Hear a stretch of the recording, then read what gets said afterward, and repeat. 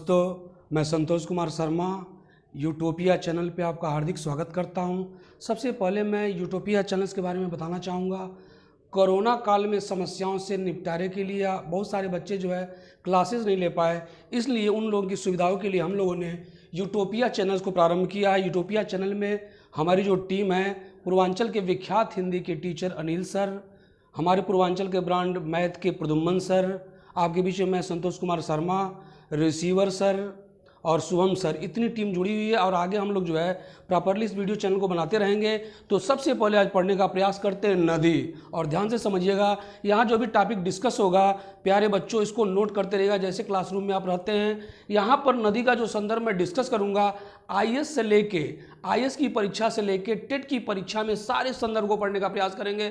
सबसे पहले हम यहाँ देखने का प्रयास करेंगे नदी के संदर्भ में छोटी छोटी अवधारणाओं के बारे में। यानी बहुत सारे बच्चे नदी पढ़ लेते हैं लेकिन पता ही नहीं है कि डेल्टा किसे कहते हैं, एस्चुरी किसे कहते हैं, मुहाना किसे कहते हैं, उद्गम किसे कहते हैं, अनुवर्ती नदी कौन है, पूर्ववर्ती नदी कौन है, उत्तर भारत और प्रायद्वीपीय नदियों के बीच में क्या मूलभूत अंतर है। इसी संदर्भ को हम आज डिस्कस करेंगे पार्ट 1 में, और एक एक पॉइंट को डिस्कस करेंगे ताकि किसी भी संदर्भ का कोई भी क्षेत्र में परीक्षा में अगर यहाँ सवाल होगा तो 100% सॉल्व होगा। तो आइए देखते हैं। सबसे पहले प्रारंभ करते हैं नदी। नदी पढ़ने के पहले, यानी नदी टॉपिक पढ़ने के पहले सबसे पहले हम जानने का प्रयास करेंगे नदी किसे कहते हैं। इसी संदर्भ में हम देखेंगे, ध्यान से समझिएगा, उत्तर से दक्षिण जो क्षेत्र होता है इसे लंबवत क्षेत्र कहते हैं, लंबवत कहते हैं। और जो पश्चिम से पूरब जो होता है दिशा, उसे हम क्षैतिज दिशा कहते हैं। अब हम आएंगे नदी की परिभाषा के बारे में। सबसे पहले हम जानने का प्रयास करेंगे, किसी भी क्षेत्र में, किसी भी महाद्वीप में, किसी भी राज्य में अगर विशाल जल की राशि है और अपने पूरे वेग के साथ क्षैतिज दिशा में अगर गतिशील अवस्था में है तो उसी को हम क्या कहते हैं, नदी। यानी नदी की दिशा क्षैतिज होना चाहिए और उसमें गति होना चाहिए। दूसरा संदर्भ हम लेके आते हैं तो जानने का प्रयास करते हैं नदी में उद्गम किसे कहते हैं। ये सारे संदर्भ इंपॉर्टेंट नहीं है, लेकिन ये सारे संदर्भ जानने के बाद नदी जब आप पढ़ना प्रारंभ करेंगे तो फीलिंग आएगी नदी की कि नदी में हमको क्या पढ़ना है, रुचि आएगी। यानी कोई भी सब्जेक्ट पढ़ने से पहले सबसे पहले उसमें रुचि इंपॉर्टेंट, अगर रुचि आ जाए तो सब्जेक्ट अपना हो जाता है। तो उसी संदर्भ में आइए देखते हैं उद्गम। किसी भी क्षेत्र में या किसी भी देश में जहां से नदियों का जन्म होता है उस स्थान को हम नदी का क्या बोलते हैं, उद्गम।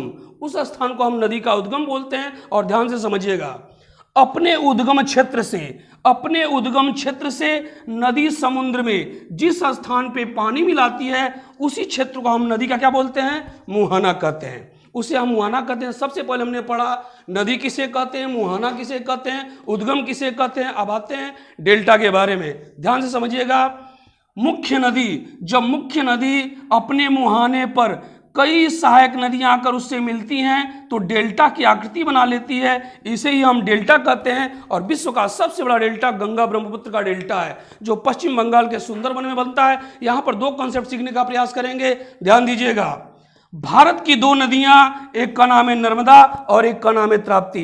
भारत की दो नदियां, एक का नाम है नर्मदा और एक का नाम है ताप्ती। ये दोनों नदियां एस्चुरी बनाती हैं और भारत की सभी नदियां क्या बनाती हैं, डेल्टा बनाते हैं। इस संदर्भ में हम जानने का प्रयास करेंगे पूर्ववर्ती और अनुवर्ती नदियों के बारे में। पूर्ववर्ती नदी किसे कहते हैं, अनुवर्ती नदी किसे कहते, तो ध्यान से समझिएगा। उत्तर भारत की यानी हिमालय से निकलने वाली या हिमालय के उत्थान के पहले से निकलने वाली नदियों को हम पूर्ववर्ती नदी कहते हैं। और जो नदी समय के साथ अपना रास्ता बदल दिया उसे हम अनुवर्ती नदी कहते हैं।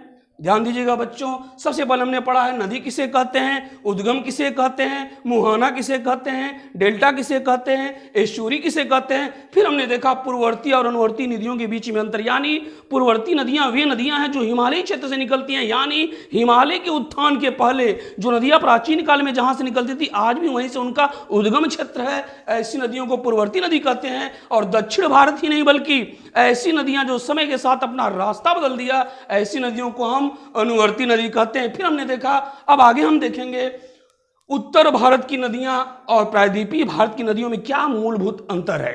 इसी संदर्भ में हम पढ़ेंगे उत्तर भारत की नदियों का स्रोत ग्लेशियर है। उत्तर भारत की जितनी भी नदियां हैं उनका स्रोत ग्लेशियर है। उसी के सापेक्ष दक्षिण भारत यानी प्रायद्वीपीय भारत की पेंसुला जो साउथ इंडिया की नदियां हैं उन सबका स्रोत वर्षा का जल है। यह पहला मूलभूत अंतर है। दूसरा है उत्तर भारत की नदियां सदा नीरा हैं, हमेशा सदैव इसमें पानी रहता है, जबकि दक्षिण भारत की नदियां असदा नीरा हैं। उत्तर भारत की नदियां सर्पीली आकृति में प्रवाहित होती हैं, यानी अभी भी घाटियों का निर्माण कर रही हैं, जबकि दक्षिण भारत की नदियां, चूंकि दक्षिण का जो दक्कन का ट्रैप है वह पठारी क्षेत्र है, तो उनका एक विकास हो चुका है, वे नदियां समतल यानी सीधी रेखा में बसती हैं। यह नदियों में मूलभूत अंतर है। प्यारे दोस्तों, हम ये कहना चाहेंगे यह नदी के संदर्भ में छोटी छोटी अवधारणाएं थी और मैं चाहता हूं कि आपकी रुचि बढ़े और विश्वास कीजिएगा आईएएस से लेकर टेट तक सारे संदर्भ यहीं पे चर्चा होंगे। और यही नहीं, नदी के संदर्भ में चाहे गंगा हो, चाहे ब्रह्मपुत्र हो, चाहे प्रायद्वीपीय भारत की नदियां हो, एक भी सवाल छूटेगा नहीं। और सबसे बड़ी बात है कि रुचि, डेली क्लास लीजिए, हम लोग डेली आएंगे, और बेल आइकन दबाइए ताकि अगला नोटिफिकेशन प्राप्त हो सके। लाइक कीजिए और सबसे इंपॉर्टेंट इसको सब्सक्राइब कीजिए, क्योंकि पर डे वीडियोस बनेंगे। अभी आज नदी का पार्ट 1 था, धीरे धीरे हर एक नदियों के बारे में बताएंगे। और सबसे पहली गारंटी क्या है कि सारे सवाल, चाहे आईएएस हो, चाहे टेट हो, चाहे एसएससी हो, बैंक, सारे सवाल का कंसेप्ट यहीं पे आपको मिलेगा।